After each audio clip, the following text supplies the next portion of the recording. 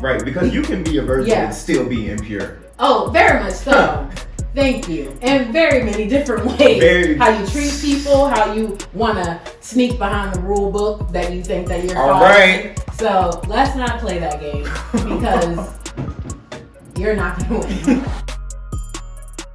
What's up, everyone? Thank you for tuning in to another episode of Living Out Loud, where we are learning to live out loud for the one who died for us. My name is LJ, and I'm here with a very good friend today. This is Maya Johnson. Hello.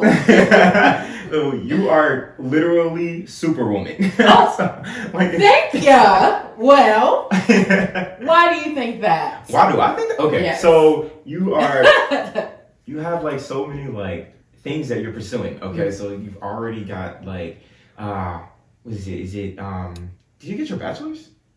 I did. You I got an associate's degree, business administration and management. Then my bachelor's degree in cognitive psychology and neuroscience. So. And then you're like a gym guru. Yes. Fitness coach, like all of that. Yep. Fitness coach, entrepreneur. Yeah. Personal trainer, life coach, etc. Coach to myself. Everybody's growing and improving, so that too. Yeah. Literally, you're doing it all. Like, if y'all want a picture of Superwoman, there it is. There it is right now. Thank you. How was your day? It was a great day. I did work earlier, but I mean, the weather is amazing outside. Yeah. So just the simple fact that it's nice and I can be outside and enjoy the creation that's here and actually not freeze to death. It's a great day off jump just from that. But overall, it was a wonderful day. Facts. I'm just so excited that it's finally getting warm outside because winter hit us hard. It hit us hard this year. It really did. I don't know about y'all, but I'm not the cold in me, we're not we're not friends, not really. I'll put up with her, but we're not friends. I'll make it through though, God willing. That's for sure. The summer though, the spring, anything with warmth. Okay. I thrive. I feel you. Yeah. I feel you. So I guess we can just jump into it. Today we're going to be talking about, purity, what that actually means. Like, let's, lay that down. What exactly does purity mean to you? To me? Mm-hmm. I like to marinate on it a little bit. So my mind's working. Purity, and what does it mean to me? I would have to say purity for me actually depends on your heart condition. Your spiritual condition, and then for those who aren't very spiritual, what is your mental condition and how you're looking at yourself and looking at others. So I would have to say purity really revolves around you not attacking, diminishing, that's good, or going anything against your value, but more importantly the value of other people.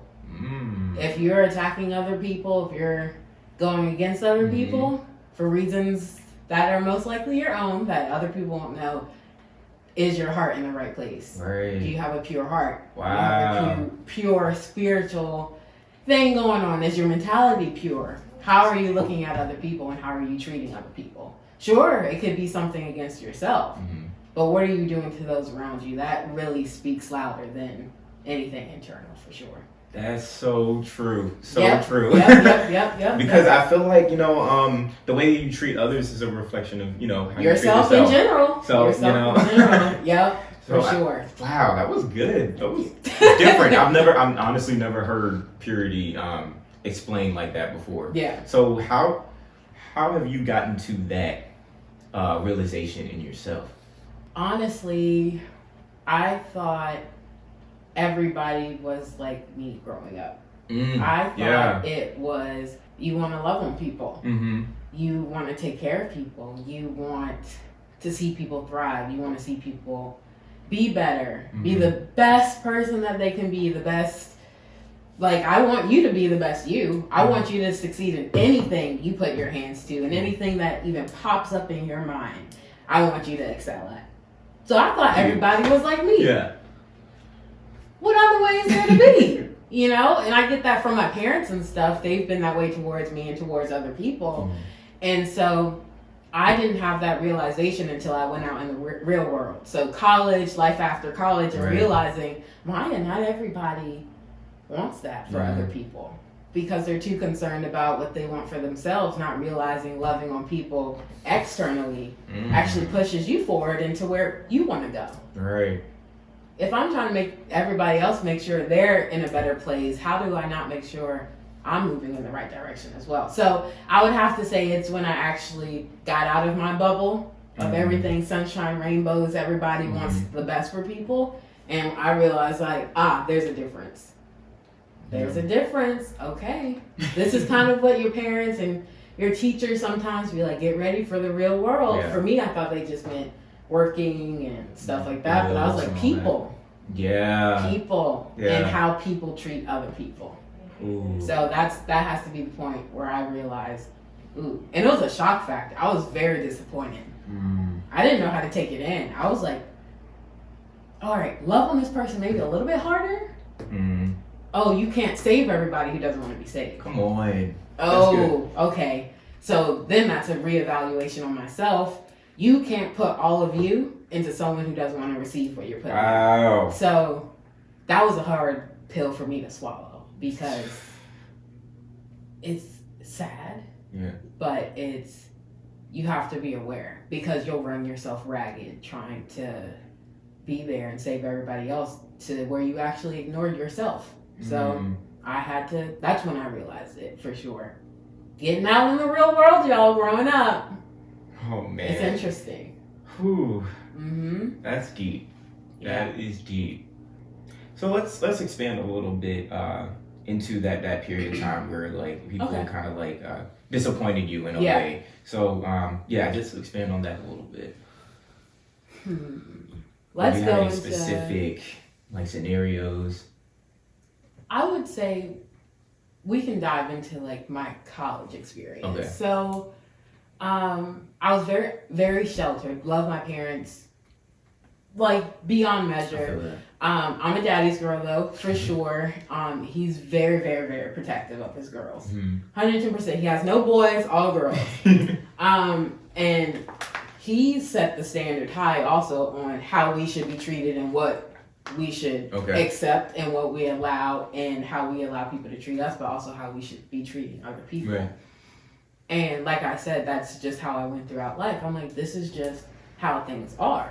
Like this is the normal. Makes sense. Everybody should get it. So going to college, I mean, and then I went to UVA, so very big campus, a lot of different people from all over the world, honestly. Right.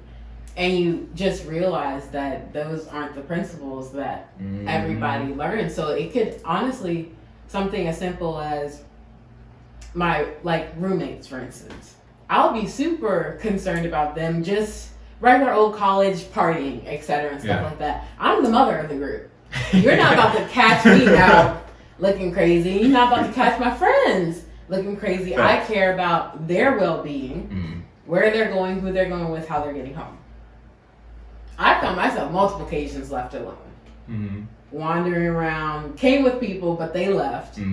And me, in that sense, if we're going to tie it all together, my expectation was you take care of those who you care about, and you want to verify and make sure nothing happens to them. So it became very quick. I was like, okay, nobody's really thinking that intently on if you're okay. You could be sitting here wondering, did they get home, etc., track them down, etc., but they're not thinking that way about you. Wow. And I was like, Now that's not going to affect how I treat them, but it was a realization, change your expectation because they don't have the same foundation. Ooh, that rhymed! Shoot! Now you're a rapper. Wow! You're a rapper. I wish we could rewind that back. Y'all can on the tap. Ooh, that was a bar. Nah, that was fire. Shoot. That was fire, and it was true. And it is true. It's very true. Like, I feel like you just have to be discerning about, the people that you're around. Because everybody who's around you isn't for you. Yes. And I'm really wanted to talk to you about this topic because I know that you're a pure person in general. Like when I think of Maya, I think literally like she's just a pure soul. Like really loves people. Yeah. And really wants to see the best in people. You know, you're also very like motivational. And you know, you're just doing amazing, great things. I appreciate that. That means a lot. Of course. On the last time, she's not a stranger here. She's been on the platform before. Yes. You talked about, you know, like sex and stuff. And how does purity play a part in sex? You know, if you have had it, do you feel like it's something that you can't be anymore? Like, so the really cool and interesting thing about the topic of purity is actually what the real definition of purity is. If you look it up on Google, I'm almost certain it's around not honestly participating in sexual acts. That's literally, let's Google it. Let's look it up so we can actually see what the actual definition of purity is. Because let's go. All right, so it's freedom from adulteration or contamination, or freedom from immorality, especially of a sexual nature. So in itself, if we want to talk about the actual definition of what purity is, I mean, hey, it wasn't nice. It wasn't we didn't nice. make it work. We didn't now make it listen here. Now, we already asked about what purity means to me. We talked about that. Now, that's the true definition of what purity is. And now we're going to tie it into sexual activity, etc., and stuff like that. Now, if you want to look at it as, I don't think the value of a person changes because they had sex. I don't think that at all. Because, like, again, not everybody comes with the same background, the same understanding, the same foundation, etc., and stuff like that. But it's when you learn what's good for you and what's not good for you, and then you intentionally decide what you want to partake in, then that's another discussion. That's another discussion. And then it boils down to, are you pure at heart? Are you doing things just because you got an itch you want to scratch? Right. Or is there something more to it? Are you doing this to get back at somebody? Because a lot of people use sex as a game. Right. They look at it as a handshake. Ooh. They don't have much value on sex as it is. So purity shouldn't offend you if you don't have value on the actual act of what it's talking about. So why is it some people feel attacked if they say, well, you're not as pure because you've partaked in this? You don't value it. It doesn't. I mean, and I'm not trying to be harsh. No, I'm really not trying to be harsh because I have conversations like this with my friends all the time. I'm not going to judge you if you want to be out here. Blah blah blah. They know. They know my stance on it. I'm gonna let you do you. But please, even talking in the car earlier with my friend, they asked me, Maya, why are you saving yourself for marriage, or why are you not having sex? It's fun. Do this, blah, blah, blah. Everybody does it. Yeah. Well, first of all, how many times have you had an STD scare or had an STD? How many times have you had a pregnancy scare or gotten pregnant? And didn't know what to do because your homie or your buddy don't want nothing to do with you? How many times have your heart been broken because you're giving yourself to this person? They don't want nothing more than what they can get from you physically. You get what I'm saying? Yeah. So it's, you ask them this, and also how many times you actually been pleased after the act? Please, let's be honest about this. Let's be honest about this. Yeah. I ask them these questions. You can't give me a valid reason for why I should put myself out there. Is it really that great? Other than those 5 seconds that the world's told you it's this great thing, is it really that great? Are you with the person you love? Is that person really taking care of you, or y'all scratching an itch? Please let me know. Come on. Please let me know. I don't waver in my decision because I have standards. I have, not saying that they don't, but when it comes to that, nobody willy-nilly about to roll up in here. You're not about to make me feel less of a person because I thought we were on some page and then you leave me high and dry. No. No, thank you. I'm fine on my lonesome right now. I'm very much fine and okay with that, and I'm free because I'm not thinking about. Oh, I was with this person. What do they think of me now? Or what are other people who they may be associating with thinking of me because they know I've been with this person? Can't no person, not one person, ever say anything against or about me in that sense or that light, and that's freeing. Yeah. That's freeing. You can't say anything about me. And if you do, people are going to look at you like you're crazy because they know who I am. I make that very clear. Very clear. You better. Superwoman, y'all. Superwoman, y'all. Very clear. No. No. You can't. And that's something my parents, again, instilled in me at a very young age. Don't let anybody convince you otherwise. I love that. Don't let anybody convince you otherwise, because then you make decisions not based off of how you really feel, but how you think other people expect you to behave or feel. And it doesn't align with how you feel on the inside. You end up regretting things. I have people tell me all the time, oh, now the real people that be like, keep to yourself as long as possible. I wish I didn't do it at this age. I wish I had known at this point in time. And that's why I say people don't lose value because they've done it. But it's how are you making your decisions moving forward? I see people hurt. I think sex in itself is a beautiful, beautiful thing. But it can also be a very dangerous thing. Most definitely. Not just to the individual, but to those around them and the outcomes of it. And so why make it an ugly thing when it's not meant to be an ugly thing? Right. People are 100% correct. It's a natural, beautiful thing. Yeah. Of course it is. But the enemy uses that too. Come on. He uses that too. I mean, creation comes from sex. It can't be something ugly about it. Like, the whole reason any of us are here is because of that. That's not an ugly thing. But the enemy will twist and manipulate anything. People get sick and die from having sex because they have STDs and sleeping with others. You know what I mean? And stuff like that, not able to take care of themselves. Kids, stuff traumatized. 14, 15 years old, getting pregnant. Whether it's because they don't know what sex actually leads to, whether it's abuse, sexual abuse, etc., stuff like that. Scarred for life. They have the kid. They don't have the kid. They give the kid up for adoption. They're children. They're children too. The enemy will twist and manipulate anything that's supposed to be beautiful into something catastrophic.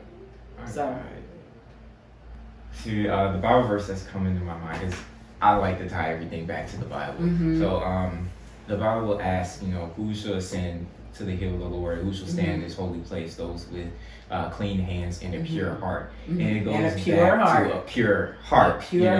It's less to do about, sex, the act itself, the physical but act of it, your heart, what your intentions are, how you treat others, how you value others. That, I feel like that's really what purity is. It is. Goes right back. It's to the heart. It is to the heart. It's to the heart. It's to the heart. It's to the spirit. It's to how you think of things and how you think of people. Like, if I don't care if you had 1,000 sexual partners, I'm not going to treat you no different. I'm not going to tell you what to do. You're going to know where I stand. And if how I conduct things influences you or makes you think more, then cool. But I'm also not your parents. And I'm not the end all be all. And I'm not the judge and the jury and all that stuff. And I'm not perfect. And I think some people who are in my position, let's say they haven't had sex or stuff like that, they could be a little bit like, no, that's not me.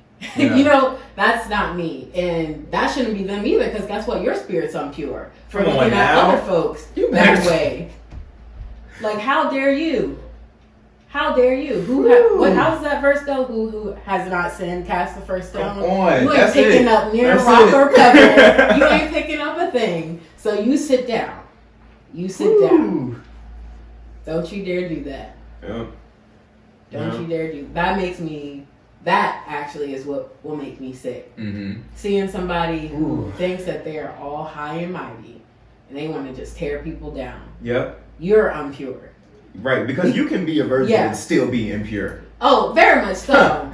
Thank you. In very many different ways. How you treat people, how you want to sneak behind the rule book that you think that you're following. All right. So let's not play that game because you're not going to win. Period. You treat everybody the way that they deserve to be treated, and that's with love and kindness.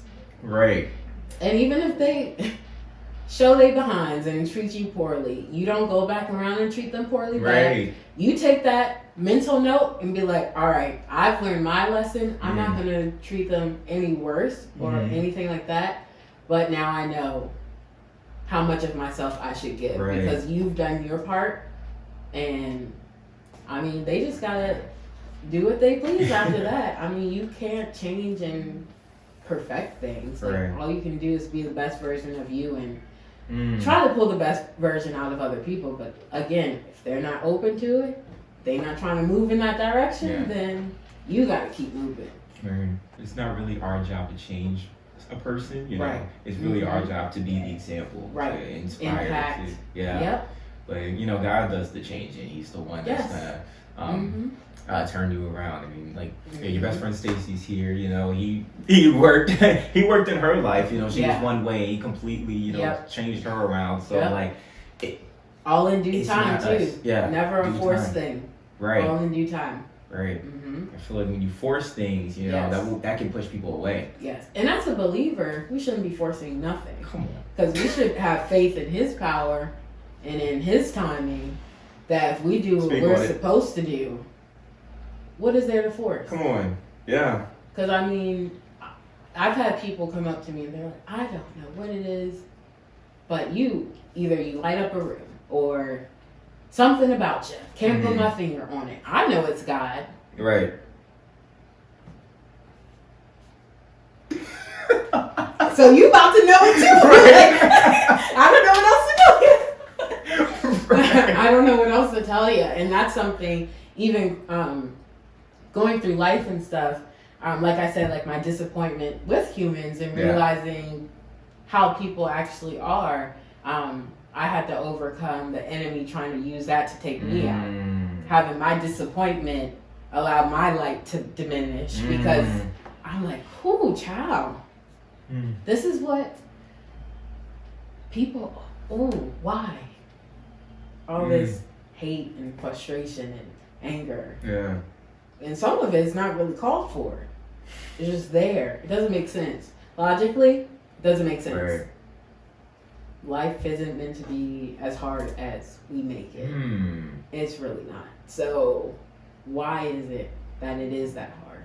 Why is it so many people are struggling with depression, anxiety, things like panic attacks or dissatisfaction in all areas of your life? What's happening?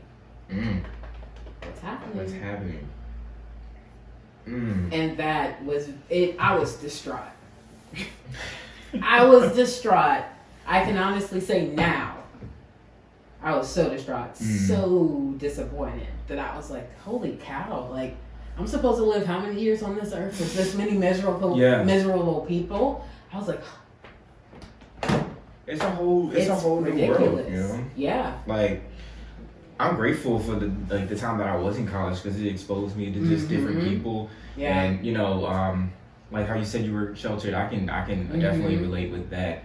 And just being exposed to like different personalities, it was it was a bad thing, but it was also some good in there because like I could see, you know, like the foundation that I was brought up on was a good foundation. Yeah. You know, like I actually want to like help others and like get them to see. Not my point of view, but it's God's point of view. Yeah. Ultimately. So, oh man. So, what if somebody, you know, has just an impure heart? You know, how do you work to get back to purity? For them, most of the time, if that's the case, they don't think they're capable of being loved. Oof. That's usually what it is. That's why they act out. That's why they're mean, angry, blah, blah, blah. They don't even think they're deserving. And nobody shows it to them because they're trying to prove a point, and a lot of people prove them right by not having the tolerance or being able to respond to people who act out that way. So my first instinct, I'm gonna love on you. You can try to wiggle your way up out of this all you want. I'm not taking any offense to it. Mm-hmm. I'm going to love you. And a lot of the times it opens their eyes. They're like, ooh, I've been acting a trip. But she not tripping. Mm-hmm. So why am I actually doing this? Mm-hmm. Sometimes some people need that one person. Yeah. That one person to be like, you're important. You're not a mistake. You have value. You have a purpose. I'm telling you this. Right. It gets harder the older you get because you get used to it. It becomes a habit. You think this is the only way of being, but sometimes it only takes one person. Not to just tell them, but to show them. To show them. And ask them why. Yeah. Sometimes when people act that way, they haven't had someone ask them why or what they wanted in so long. And so long, they're walking through life like a zombie, just doing what everybody else is doing. No support system, no nothing. Right. No one's asked them in a long time, what do you want out of life? Why are you acting the way that you're acting? Mm-hmm. What's wrong? What's wrong? What's wrong? Mm-hmm. And sometimes some people can't even respond. I'm just angry. Wow. I'm just upset. Why are you upset? What happened? You ask people those questions, you keep asking, eventually something's going to come out. Yep. Something's going to come out, or they'll walk away because they're not ready to release it yet. You never know. But are you going to be that person that asks them that question or shows love to them? Or are you going to be that person be like, they always have an attitude, they're always that way? Or what's wrong with you? Why are you like that? Whew. To further their self-deprecation or whatever it's called. We add to that too. Yep. So are you in a place where your heart is pure enough, where your spirit is pure enough, where your mind is pure enough to pull somebody up out of there? Goes back around. It goes back around. Goes right back around. Wow. It goes back around. And I truly believe our body functions best when we're living in a loving and positive state. If you ever find yourself in a sulk, if you ever find yourself in a negative downward spiral, your body reacts differently. It doesn't want to move. It wants to stay in one spot. That's so true. It doesn't want to go out the house. Yeah. It wants to stay in the dark. You got headaches. You feel like you can't think properly. Yeah. Some people break out. You know what I mean? Like, there's a lot of chaotic things that happens in the body when your mental, spiritual, and heart state is not correct. But our body operates on a higher level when things are going well. You got a new promotion at work. Right. Bills coming in. You can afford to pay everything. Yeah. No stressors. Got a new love interest. You're not feeling lonely. Yeah. You're on top of the world. Yeah. You going out, you saying hello to strangers. Glowing, smiling. Think you're going to go on a walk, on a jog. You're eating right. Your body's operating properly. Don't feel foggy. Right. Able to think things through clearly. It's different. It's different. That's why sometimes when you do get in those depressive states or stuff, it's harder to pull yourself out. Your body's literally spiraling downward. It's not just you mentally. Your body's reacting to that mental state. Right. It's literally reacting to how you're mentally processing things. It's trying to tell you it's not right. It's not right. Fix it. Fix it. So what are we doing to make sure we're in a constant state of being able to perform at the best level we can to help others when we see them spiral? Exactly. Because two people in the same bad spot, you could try. Yeah.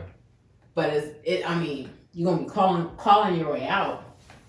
And misery likes company. So if it's okay to be in those funks, but you have to know somewhere deep inside that you're meant to be out of it. And it's always great when you have someone with you. But some people don't have that support system. Yeah. So how are you treating people you don't know? How are you treating others? They might not have anybody at home. They ain't got nobody loving on them. They might got a dog, and that might be their best friend. But they ain't got no people. Exactly. No real friends. Because even friends, I'll be looking at some people friends and I'd be like, you can call them friend if you want by whatever definition you call friendship is, but that's an association. Right. Because that friend gonna leave you high and dry. I don't know how many times I've seen people out and about, they friends left them and I'm taking care of a stranger or making sure a stranger gets home. Right. You know what I mean? So it's like we're your friends.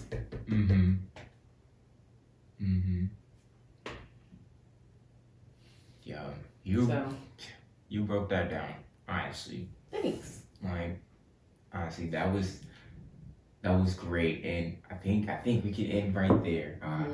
Before we end, though, could you let everybody know how they could connect with you, like if they wanted to follow you or anything? Yes. So, you can find me on Instagram at It's Maya Nicole. So that's ITSMAYANIC0LE. That's my main Instagram account. On Facebook at Maya Johnson, MAYA, last name Johnson, exactly how it sounds. And yeah, look me up on there and we can link up. Sweet. We can chat. I'm always looking to chat, so that's where you can find me. Sweet. And last but not least, could you just end us with a closing prayer? Yes, absolutely. Sweet. All right, so first off, Lord, thank you for this awesome connection and this awesome discussion that we had. Honestly, we are looking to just bring awareness and understanding to a lot of people who may not have access to conversations like this. We know that we're now living in a world where it's filled with clutter, filled with a lot of superficial things and not true understanding. And I know, and as well as the other people here with us, we know that you are the only one that brings true understanding and light to anything, any being, any situation, any event, all of the above. You bring light and understanding to it. And so with this, we're hoping to do the same thing, and you just continue to shine through us and bring peace to those who are looking for peace itself. Amen. Amen. Sweet. I just want to thank you again for coming on. Of course. I always love having you. You're a blast. You're just amazing. Thank you. Oh yeah. Thank you everybody for tuning in. Hope you have a great day. See you later. See ya.